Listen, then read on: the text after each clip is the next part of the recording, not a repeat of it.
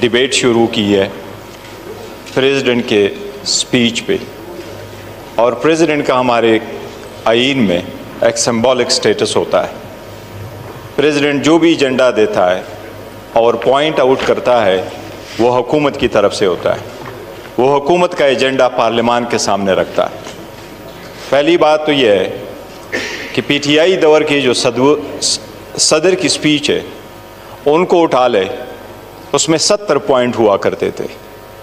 इस मरतबा आप अपने सदर साहब की खिताब देख लें, जो इनका एजेंडा उन्होंने पुटअप किया है उसमें फ़कत 29 पॉइंट्स है। इस पे रिप्लाई करना, डिबेट शुरू करना, ये आईनी तकाज़ा है और रूल के मुताबिक अपोजिशन शुरू करता है। कल जिस तरीके से हुआ मैं इसको इग्नोर नहीं कर सकता और ये हाउस भी इसको इग्नोर नहीं कर सकता। बात कहाँ से चली और कहाँ रुकी? वो लोग जो फॉर्म 47 पे चल के आते हैं, जो करप्ट सिस्टम के बेनिफिशरी है, वो इसी तरह बिहेव करते हैं जिस तरीके से कल ख्वाजा आसिफ ने बिहेव किया है, जब इसकी कंडेम करते हैं।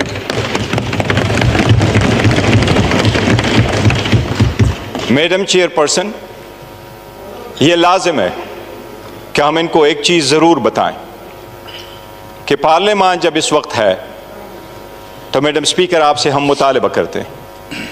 ये मुतालबा हमारा चेयर से है, स्पीकर से है। इंडिया हमारा अपोनेंट ज़रूर सही, दुश्मन सही, लेकिन उनका 17वां लोकसभा चल रहा है। इन्होंने 17वें लोकसभा में 90 मेंबरान को एक्सपेल कर दिया फ्रॉम द हाउस, सस्पेंड कर दिया। आप कभी कंप्रोमाइज़ नहीं कर सकते इस हाउस के तकद्दुस पे और जो इनके मेंबरान है उसके तकद्दुस पे। उसने कल जो कुछ चेयर को कहा, चेयर उसको माफ़ करे, लेकिन उसने हमारे एक मुअज़्ज़ज़ रुकन के बारे में जो अल्फाज कहे हैं, हम सिर्फ मजम्मत नहीं करते, हम चेयर से मुतालबा करते हैं आप उसको एक्सपेल फ्रॉम द हाउस करो फॉर द रिमेनिंग सेशन। वो अल्फाज दोहराई वाले नहीं है, रिकॉर्ड का हिस्सा है, रिकॉर्ड का हिस्सा है, मौजूद है।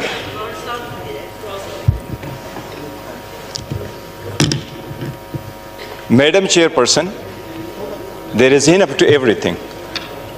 उसको फकत इतना कहा गया कि ये अल्लाह के 99 नाम है, इसके नीचे आप खड़े हैं, ये अल्लाह के 99 नाम के नीचे फकत इतना कहो कि आप जीत चुके, हम आपको मानते। मैं आप खुद हारे, चीच हारे, खुद हारे, आप हारे, आप हारे, आप हारे। आप अपनी स्पीच में बात कीजिएगा। वफादार ना बनो, बन नहीं, प्लीज आप प्लीज बैठ जाए, पीछे जो है आप बैठ जाए, आप भी बैठ जाए प्लीज, आप भी बैठ जाए, आप भी बैठ जाए। बैरिस्टर साहब देखिए, हाउस का एक तरीका होता है, ऑटोमेटिकली जो अल्फाज जो गैर पार्लिमानी होते हैं उन्हें एक्सपंज कर दिया जाता है और वो एक्सपंज बिल्कुल हो जाते हैं। और मैं आपको ये बताना चाह रही हूँ कि प्लीज आप भी नहीं बोले, आप भी नहीं बोले, एक दूसरे को बर्दाश्त करें। मैडम जस्ट अ सेकंड, हमने आपसे रिक्वेस्ट नहीं की कि उनके अल्फाज को स्पंज कर दे, वो स्पंज ही होंगे और आपने करने ही करने, लेकिन स्पंज के अल्फाज से वो ज़ाइल नहीं हो जाते उसका असर। जब आप एक चेयर पे बैठे हों तो आपकी प्राइवेट लाइफ भी पब्लिक लाइफ है, और आपका एक एक लफ्ज़ आवाम सुनते हैं और देखते हैं, उसका एक इम्पैक्ट होता है। इसलिए सोच समझ करके हर लफ्ज़ इस्तेमाल करना चाहिए, और अगर आपने उनमें से एक को भी एक्सपेल कर दिया तो कोई और आकर के वो ऐसे लफ्ज़ नहीं इस्तेमाल करेगा। पहले दिन से हम आकर के यही चेयर को कह रहे हैं कि हम आपको सपोर्ट करना चाहते हैं, हम आपको मजबूत करना चाहते हैं, पर हम सिर्फ और सिर्फ ये कह रहे हैं कि आप अपने पार्टी के असर से निकल के बाहर आए, ताकि आप बनो कि आप इस हाउस के कस्टोडियन हैं, ताकि हम आपको सपोर्ट करें। मैडम चेयरपर्सन, इनको हम क्या याद दिलाएं?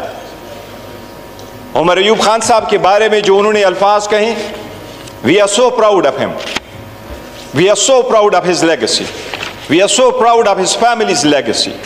वो इस ईवान में 22 साल रहे, न किसी ने करप्शन का इल्ज़ाम लगाया, न misuse and abuse of authority का लगाया, और नहीं किसी ने कोई एक इल्ज़ाम लगाया कि इस 22 साल में उस बंदे ने एज नुमाइंदे की हैसियत से कभी एक लफ्ज़ ऐसा इस्तेमाल किया हो कि चेयर ने उसको एक्सपंज किया हो। And that is the reason we are proud of him. और इसी वजह से इमरान खान साहब ने उसको लीडर ऑफ द अपोजिशन बनाया है। जनाब स्पीकर, मैं ज़रूर कहूँगा कि हम पाकिस्तान के लिए कोशिश कर रहे हैं। जितने स्ट्रगल पाकिस्तान तहरीक इंसाफ के इन नुमाइंदगान ने की, आपको हिस्ट्री में मिसाल नहीं मिलेगी। किस तरीके से ये चल के आए हैं। क्या ये 18 महीने की हुकूमत इनको याद नहीं है? क्या हमारे औरतें जो पकड़ी जा रही थी इनको याद नहीं है? क्या वुमेन एम्पावरमेंट की बात कर रहे हो, आज उस बहनों की बात कर रहे हो जो जेलों में पड़ी हैं? क्या बुशरा बीबी का किसी भी दूर तक तो शखाना के साथ कोई ताल्लुक है जो 15 साल की आप सजा देते हैं? आप अगर किसी के साथ आप अगर किसी केस पे उसको जाके सजा देते हैं, बाकी औरतें हमारी यहाँ बैठी हैं। अच्छा, ये प्लीज आप अपनी स्पीच में रिप्लाई कर दीजिएगा, फिर दोबारा हाउस मैडम खराब हो जाएगा। मैडम, उसका atmosphere. Have order in your house, always enforce your order. जी प्लीज आप अपनी स्पीच में जवाब दीजिएगा, जिसको भी दरमियान में कोई सेंटेंस आ रहा है, कोई रिमार्क्स आ रहे हैं, कुछ आ रहा है, यही होता है सर। इधर भी मैं यही कहूँगी, और खास तौर पे जो आपके मैडम चेयरपर्सन, इंडिया की मिसाल देता हूँ। 1500 कवानीन में उन्होंने तब्दीली करी इस लोकसभा में। 17, हमारा 15वां 16वां चल रहा है, उनका 17 पूरा होगा, 18वां आ रहा है। 1352 दिन उन्होंने पार्लियामान चलवाया, 1352 दिन। और ये हिस्ट्री में फर्स्ट टाइम है कि इंडिया में आज भी डिप्टी स्पीकर नहीं, उन्होंने डिप्टी स्पीकर का ओहदा ही नहीं रखा।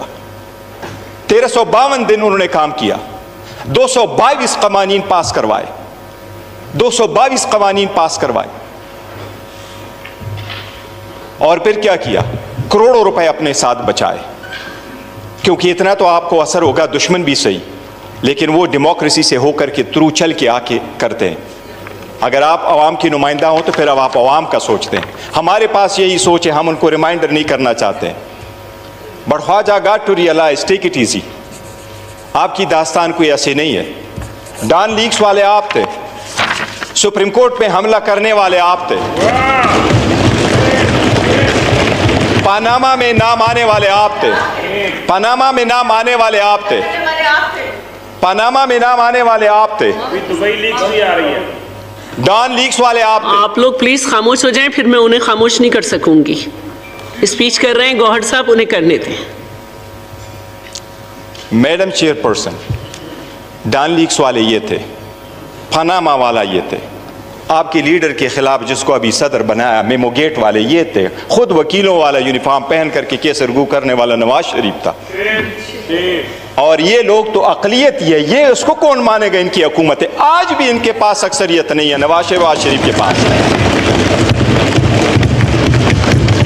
आप उस चेयर पे अपनी पार्टी रिप्रेजेंट करती हैं, ये वाले लोग हमारे साथ भी बैठ सकते हैं। ये ऐसा हाइब्रिड सिस्टम बनाया, ना हुकूमत ना अपोजिशन, लेकिन फिर भी एक हकीकत है, शहबाज शरीफ आज भी विदाउट मेजॉरिटी है हिस्ट्री में ऐसी हुकूमत बन रही है और बन चुकी है जिसको आवाम कभी नहीं मानती कि ये हुकूमत है, ये फेक है, जाली है। और यही रीज़न है नवाज शरीफ ने उससे इस्तीफ़ा भी ले लिया सदारत का।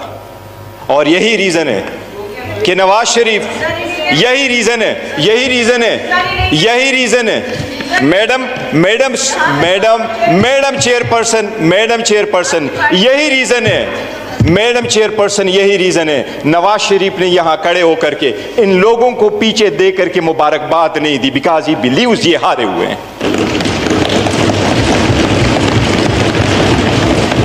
इस सब कुछ के बावजूद हम आए और हमने ये सोचा कि हमने चलना है आगे, हमने आगे बढ़ना है, इस मुल्क की खातिर बढ़ना है, आवाम के लिए बढ़ना है, जमहूरियत के लिए बढ़ना है। ये जो 3 नाम आपने इस लोगों पे लगे हुए इस असम्बली के, जमहूरियत, हाकिमियत, मसावात, इसके लिए पीटीआई आगे बढ़ रही है। वरना ये ख्वाजा आसिफ है, ये तो इकामा वाला है, कल दुबई में जाके काम करेगा, हमारे लोग क्या करेंगे?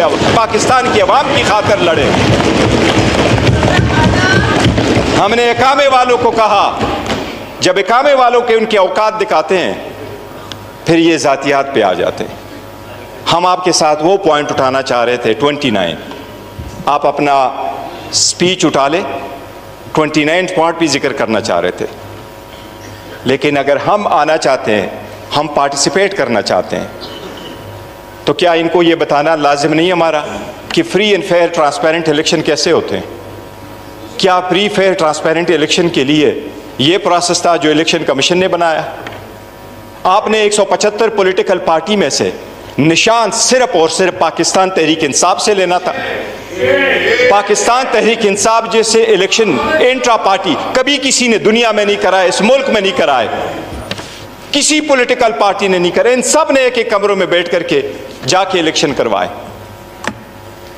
मैडम चेयरपर्सन, पाकिस्तान की खातिर हमने आगे बढ़ने की कोशिश की, क्या वो मकामे वाले नहीं हैं, मुल्क की खातिर आगे बढ़ने की कोशिश की, ये सारा कुछ बुला की कोशिश की। इमरान अहमद खान साहब नियाज़ी जिसका नाम है, वही ये कह रहा है कि मेरे ऊपर जितनी ज़्यादतियाँ हुई हैं मैं माफ़ करने को तैयार हूँ। हम